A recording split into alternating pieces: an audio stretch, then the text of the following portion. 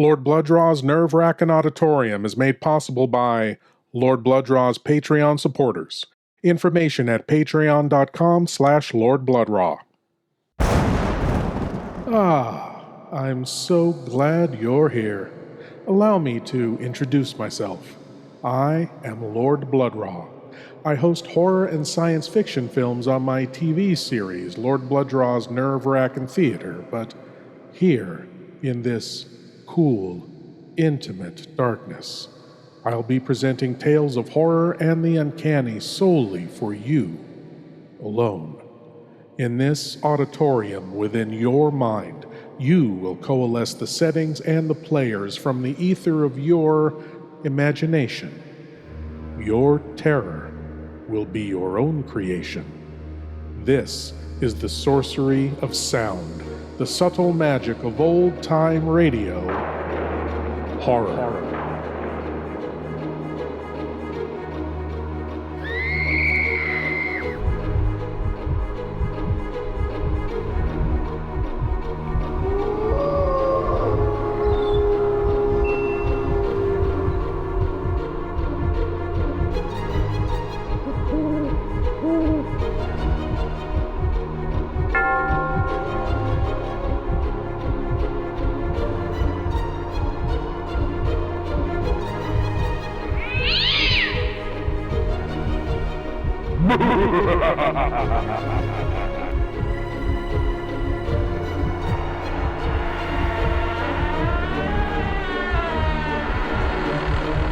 Please leave your eyes at the door.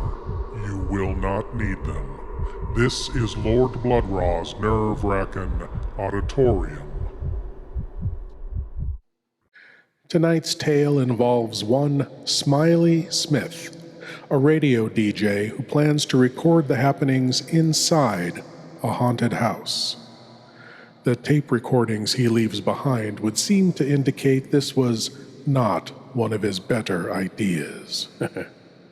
Here is a very early example of found footage horror. From 1949, I present to you Ghost Hunt from the series Suspense.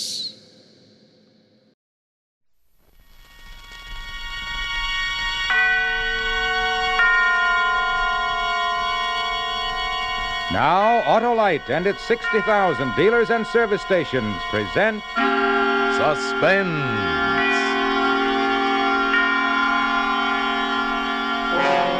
Tonight, Autolite brings you Mr. Ralph Edwards in Ghost Hunt, a suspense play produced and directed by Anton M. Leader.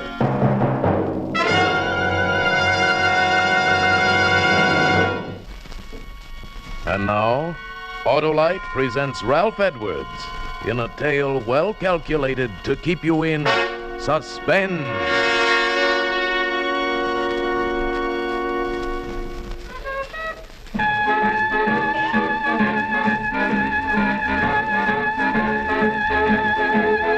Yeah, didn't that leave you high, huh? Left me feeling treetop tall. That was Louis Armstrong's I Can't Give You Anything But Love. And that's all we have time for on the Hot and Mellow Hour tonight.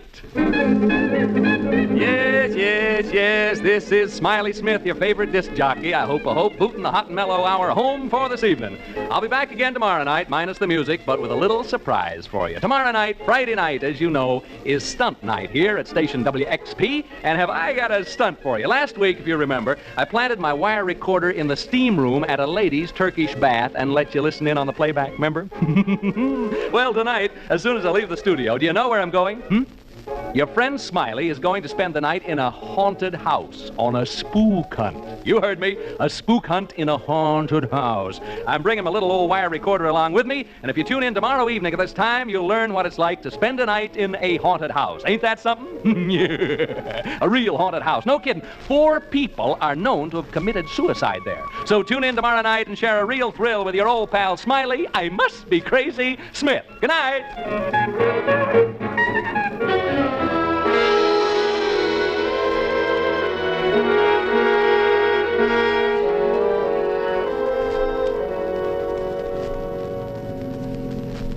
Care for a cigar, Mr. Thorpe? I got some cigars in the dash there. No. Well, no reason for you to carry a chip on your shoulder, Mr. Thorpe. Oh, really? Well, I don't like this fool stunt. Well, I don't see it as a fool stunt at all. I really don't. I think it's the only way you're going to unload this house. Ordinary selling methods won't work in a case like this.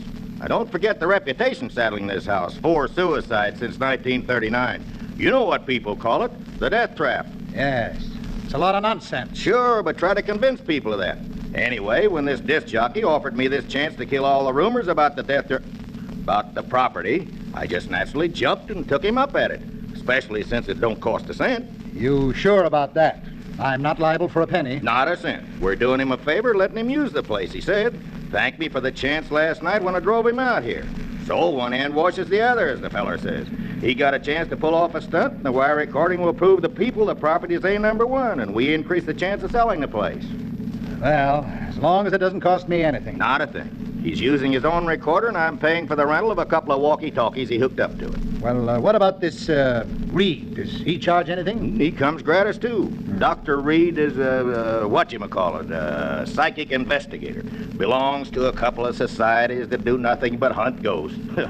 He showed me articles he's written about it in their magazines. Well, here's the house. Yeah, looks real nice in the sunshine, don't it? Yeah, man, smell that sea breeze. You don't have to sell me. Well, let them know we're here. Yeah, probably asleep up all night and everything. Why don't they come out? Do you think they've gone? Well, I told them last night I'd pick them up around 11. Smith! Smith! Hey, Smiley! Dr. Reed! Yeah, fast asleep, I guess. We better go in and wake him up.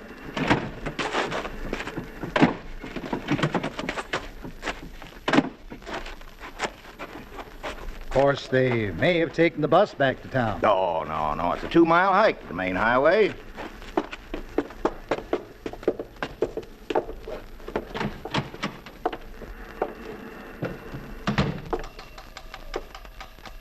Smith!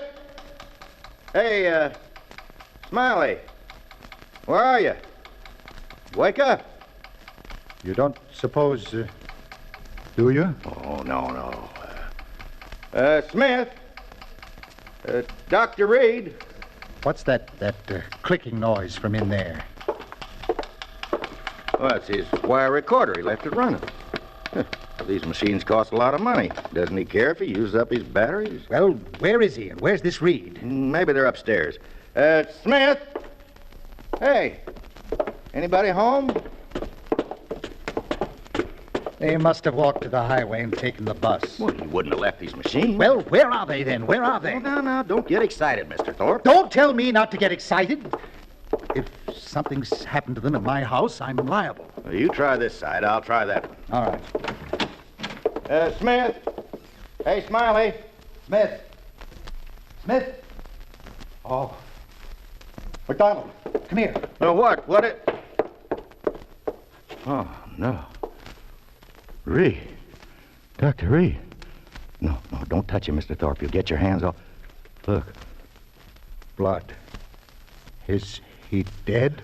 I can still feel his pulse. We better get him to a hospital fast.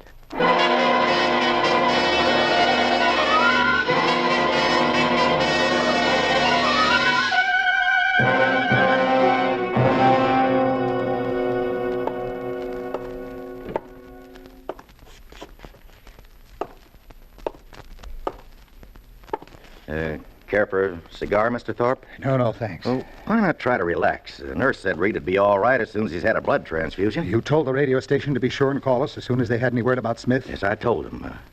Why don't you sit down? Oh, I'm all at 6s and 7s. What do you suppose happened out there last night? We're going to know in just a second, just as soon as I can get this recorder set up. You don't suppose Smith and Reed got into a fight, do you? Yeah, there. Huh? A fight? I don't know. Well, what's wrong? Won't it work? Yeah, it works. Testing. Take it easy. 1, 2, 3. Testing. 1, 2, 3. There. Testing. 1, 2, 3. All set, Dr. Reed? Mr. McDonald, eh? Okay, here we go. This is Smiley Smith speaking. Smiley Smith, the ghost hunter. I don't know whether to hope this will turn out to be a success for the sake of the program or a failure for my own sake. Anyway, all the preparations have been made now, and it's up to the spooks. I better tell you where we are. Right now, we're standing on the lawn of a house about 12 miles above Malibu Beach. The ocean is 100 feet away, straight down. The house is perched on a cliff, and there's a sheer drop of about 100 feet right into the old Pacific. Maybe you can hear the surf pounding. I'll turn up the volume. Hear it? Now, I'm going to have you meet two gentlemen who are here with me. Incidentally, we're the only people around for miles and miles. First, I'd like you to meet Dr. Clarence Reed of the British and American Psychical Research Guilds. Dr. Reed is a famous investigator of psychic phenomena, and I'm very honored to be associated with him on this ghost hunt. He's smiling in an embarrassed sort of way. You're much too kind, Mr. Smith. Dr. Reed has conducted experiments in this field with such great believers in spiritualism as Oliver Lodge and Arthur Conan Doyle. He looks a bit like Santa Claus. He's short and stocky. You don't object, do you, Dr. Reed? No, indeed. And he has a magnificent white beard, a truly great beaver. Dr. Reed is so enthusiastic about ghost hunting that he got out of a sick bed this evening to be with us. Excuse me. My lungs. I was gassed in the First World War. Yeah. Anyway, Dr. Reed and I are here on the lawn looking at the house. Can't see much. It's around, 11 p.m. now. Seems to be a rambling sort of house, 2 stories high. Since it was built, there have been 4 suicides here. Is that right? That's right. Now, into the mic, please. Yeah. 4 suicides since 1939. I better tell them who you are so they won't think you're a ghost. Standing with the doc and me is a real estate agent, Mr. Charles McDonald. He handles this property, and he can tell you a lot more about it than I can. Well, the house was built by a man named Marcus, Toby Marcus, an orange grower. Built the house as a wedding present for his wife. A month after they moved in, she took her own life. On the day of her funeral, he committed suicide the same way. There have been 2 other cases since then, and Did they all jump into the ocean? Yeah, all 4 of them, right over there. Yeah. The last one was actually seen doing it, about 3 years ago. He was seen running like all get out the edge of the cliff, and he was shouting and laughing and yelling as though there was people at his side running right along with him. You kidding? No, it's fact. He was laughing and yelling and running, and when he got to the edge, right over there, he jumped and never came above water. As good an argument against cold baths as ever I've heard. Since then, people just refuse to live in this house. Silly, I call it. Anyway, if you and Dr. Reed find any sign of a spook, I'll advise the owner to pull the house down and rebuild. But if you don't find anything, I'm hoping this will convince folks that here's a real buy. Yeah, okay, Mr. Smith, you and the doctor are on your own. I'll be by in the morning to pick you up around 11. Goodbye, Mr. McDonald. I hope there's something left for you to pick up in the morning. Well, it's almost pitch black, folks, and I guess Dr. Reed and I ought to begin. I don't believe in ghosts, never have, but what I say is this. If you're dead set on looking for them, this is a dandy place to do it. So long! Mr. McDonald just checked out. And then there were 2. Well, 3. Oh, my dog, yeah. Folks, I have my dog, Jeff, with me. He's a wire-haired terrier, 3 years of age, and he can talk. Yeah, say hello, Jeff. Come on, Jeff, say hello. Come on. Well, anyway, he's a wire-haired terrier, and he's 3 years old. Shall we go inside now, Dr. Reed? I was about to suggest it. Now, how do we hunt ghosts, Doctor? How do we do it, huh? Well, we don't really hunt them. If there should be any in the house, they will come to us. Oh, how cozy. And please, not ghosts. Do not refer to them as ghosts. We know them as apparitions. I'll remember. I've no desire to hurt their feelings. Where ghosts are concerned, I say live and let live.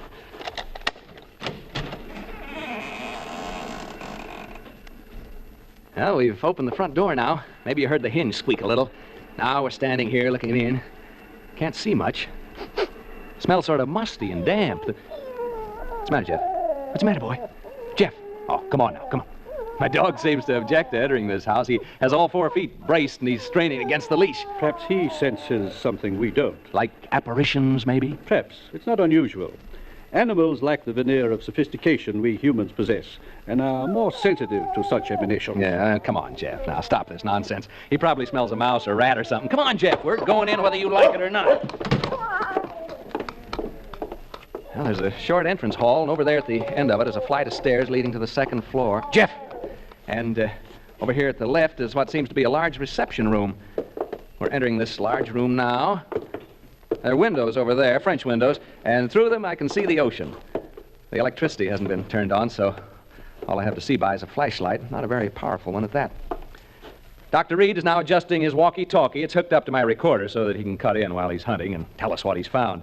Here's a few words from Doc before he sets forth on his investigation through the house. Ladies and gentlemen, Excuse me. Mr. Smith has introduced me as a ghost hunter. He spoke, I think, in a spirit of skepticism and levity. I'd like to assure you all that my purposes here are serious. I have spent my entire life seeking reliable proof of the appearances of apparitions. Have you ever seen any? Ever? I have seen phenomena which lead me to believe in the possibility of their existence, although I have never seen any. I account myself sensitive to the evidence of their existence. This house, for example, affects me profoundly.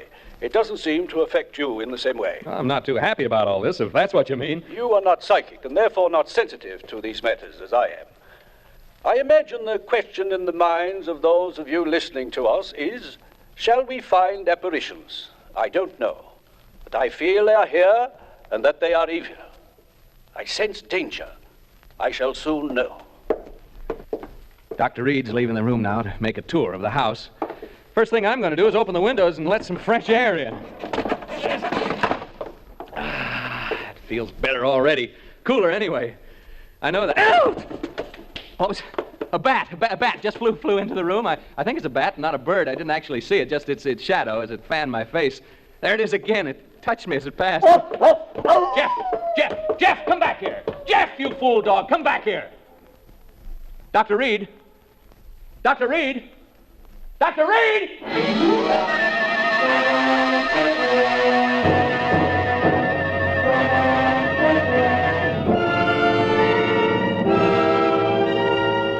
For Suspense, Autolite is bringing you Mr. Ralph Edwards in radio's outstanding theater of thrills, Suspense.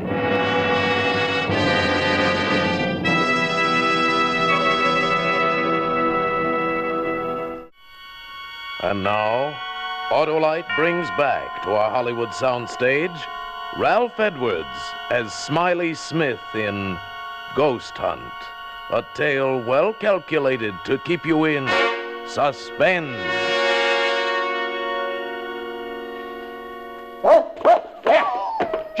Jeff, come back here. Jeff, you fool dog, come back here. Dr. Reed. Dr. Reed. Dr. Reed! Reed speaking. What is it, Smith? Jeff has run off. My dog, he jumped through the window and ran off. Oh, so? I told you he sensed something about this house, didn't I? Yeah, you want to come and see if you can determine what it was exactly that set him off? Soon. I am making my way slowly up the stairs toward the second floor now. I'm halfway up. I'll be down with you soon. Folks, my dog's run away. You probably heard him howling. He jumped through the window and took off. Never did anything like that before. Frightened by the bat, I guess. Personally, alone here in this big room, I can understand how he must have felt. This isn't a cheerful spot by any means. I may not be psychic, but I sure have a feeling this house doesn't want us here. Read again. Excuse me. I have something of great interest to report. I'm now standing in an alcove on the second floor trying to recover my breath. As I reached the head of the stairs, I felt what I think is a definite psychic manifestation. I felt suddenly as though I had been punched in the solar plexus. That's the only way I can describe it. At the same time, I began to perspire. My head is still swimming slightly, and I have difficulty in swallowing. My pulse rate is around 110 in a minute. The sense of evil is very strong. I feel very, what shall I say, profoundly depressed. Do you want me up there? No, I prefer to remain up here alone. The presence of a disbeliever such as you might interfere with my investigation. Folks, I'd like you to get a picture of what it's like here. It's very quiet, for one thing. I've never been in such a quiet place, and it's pretty dark. No light except my flashlight. Tell you what, you go now and douse all the lights you have on. Go ahead, put out the lights, and that'll give you a clearer feeling of how it is here with me. Go ahead, put out the lights. Hey, did you hear that? The real estate agent told me I'd probably hear rats and mice in the walls. Well, I can certainly hear them now. Even you can hear them, I think. It's as though... Dr. Reed speaking. I've been working my way toward the front room, the one directly above the one in which Mr. Smith is now. The vibrations have become stronger and more pronounced as I approach it. I think I am on the verge of an important discovery. Important discovery, did you get that? Now I can hear Dr. Reed moving about in the room above. I don't suppose you can. Have a try anyway, huh? Hear him? I hope he finishes his investigation soon, because, quite frankly, I'd like to get out of here. I can well imagine people becoming unhinged in this place. Right now, I find myself pretty jumpy. I'm not being very brave, am I? It's being alone in this room down here that does it. This darned old house. It's a very, I mean, you know, the atmosphere. It's so very... I wish only to make this hurried report before continuing with the investigation in this room. I have carefully sounded out all the parts in this room, and the emanations are most strong from what appears to be a closet, before which I am now standing. As soon as I open the door to this closet, I will have, I think, a thing of great interest to communicate. I find no key to the lock, and so I will attempt to remove the hinges with my penknife, and I will tell you what I find when I open it. I'll tell you what it would cost to get me to open that door. In the basement at Fort... There's that bat again. It seems to like me, the way it keeps... Each time it passes, it touches my face or my neck with its wings. Smelly things, bats. I don't suppose they bathe very often, if at all. I wonder how... Get away, you bat! That bat'll be the death of me. Yeah, it's like a jingle, isn't it? Bat'll be the death of me, the death of me, the death of me, bat'll be the death of me. It isn't far from London. No, that isn't the way it goes. It's come down to Q in lilac time, in lilac time, in lilac time. Come down to Q in lilac time. It isn't far... I haven't thought of that since I was a kid in grammar school. Gee, I had a lonely childhood when you come right down to it. I mean, well, that's my affair, isn't it? Yes, it is. It most certainly is. I have succeeded in removing the hinges to the door, and I find inside it is not a closet, but much larger. It is, I think, a dressing room. I have not yet been inside, but I am about to enter. What was I talking about? Oh, yeah, bats. Well, the bat flying back and forth in this room is... Did you hear that? Did you hear it? Dr. Reed must have knocked something over in the dressing room. A chair, yeah, a heavy chair by the sound of it. The chair, or whatever it was, must have fallen right over my head. That's the way it sounded. I can see a small stain forming right on the ceiling, right over my head. Something ran across my foot just then. A rat, I think it was. I've always hated rats. Most people do, of course. That stain up there bothers me. It's gotten so big so soon. I think I'll take a chance and bother Reed and ask him what it is. Dr. Reed. Reed, can you hear me? Are you all right? Hello? Al, he didn't answer. I think he's just a little bit deaf. Think so. What do you suppose he's found, huh? I'm afraid this is rather dull for you listeners. I'm not finding it so, of course. There. I heard him cough. Did you hear that cough? Hope he's all right. He got out of a sick bed to come here this evening, you know. He was gassed in the First World War, and this place is beginning to get on my nerves a wee bit. Just a teensy-weensy bit. Reed, speaking, Hello? He's switched off. That's the bad cough he's got. I feel so lonely. I've been alone so much in my life. Not so much now, of course, but when I was younger, I was alone so much of the time, you know, struggling to get ahead, living in a hall bedroom, wondering where my next meal is coming from. I get the blues just remembering it. Seem sad, young people having to spend so much time alone. Sad for old people, too, of course. I'm saying of course a lot. Of course I am. Hey, that stain on the ceiling, it's grown amazingly. It's actually beginning to drip. I mean, form bubbles. They'll start dropping soon. Colored bubbles, they seem to be. Odd-shaped stain, like a body lying on its back with its arms stretched out. It's cheerful. Oh. I'll certainly advise Mr. McDonald to have this place pulled down. I'll go upstairs in a minute or two to see how Dr. Reed's making out. You know, listeners, I really believe I'd go completely crazy if I had to stay here much longer. Wears you down. That's exactly what it does. It wears you down. It's so close and musty in here, I feel sort of trapped. Don't know why I said that. That's what they call this place, you know, the death trap. There, what did I tell you? That stain started to drip drops, drip drops, drip drops, drip drops, drip. I'll catch the next one with my hand and let you... Reed! Dr. Reed! I'm going upstairs now, listeners. I'm afraid something has happened to Dr. Reed. I'm not kidding now. I mean, this is on the level. Which room could it be now? Right? Left? No, right. This is it, I think. Oh, evening, gentlemen. And madam? I'm so glad to see you. I was just aching to see somebody. Anybody. I've been so lonely down there. What have you done with the doctor, huh? I know he's been hurt. See the color of the bubble on my hand? What have you done with him? Make way, please, gentlemen. Make way. Well, this isn't the funniest darn thing. This can't be Dr. Reed lying here. He didn't have a red beard. Now, don't crowd me, gentlemen. Don't crowd me, please. Huh? You want me to go where with you? You want me to do what? Speak up, gentlemen. To the cliffs. Down to the cliffs? You mean right now? Well, all right, if you'll come with me. I don't want to be alone anymore. You will come with me? All of you? All four of you? You too, ma'am? Oh, good. Come on, then. To the cliffs. To the cliffs. To the cliffs. To the... He jumped over the cliff.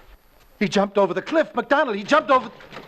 Mr. MacDonald, Mr. Thorpe, you may come in to see Dr. Reed now. What? Uh-huh. Dr. Reed is conscious. You may see him now. Is he able to talk? Just for a few minutes. In here. Come in.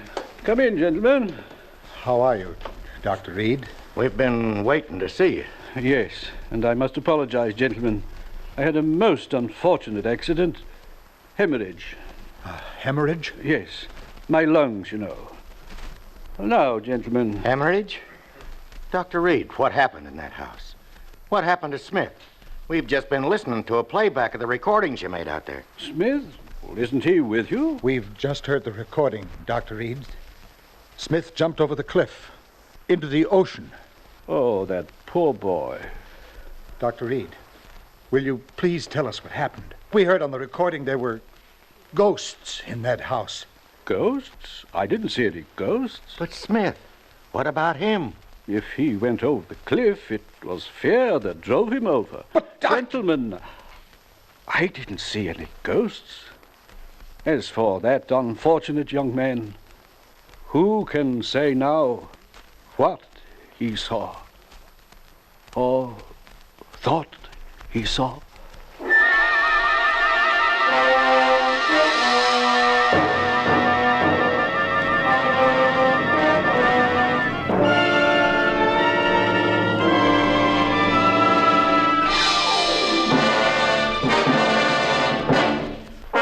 Suspense. Tonight's suspense play was adapted for radio by Walter Newman from an original story by H.R. Wakefield with music composed by Lucien Morawek and conducted by Lud Bluskin. The entire production was under the direction of Anton M. Leader. Make it a point to listen next Thursday to Suspense, radio's outstanding theater of thrills.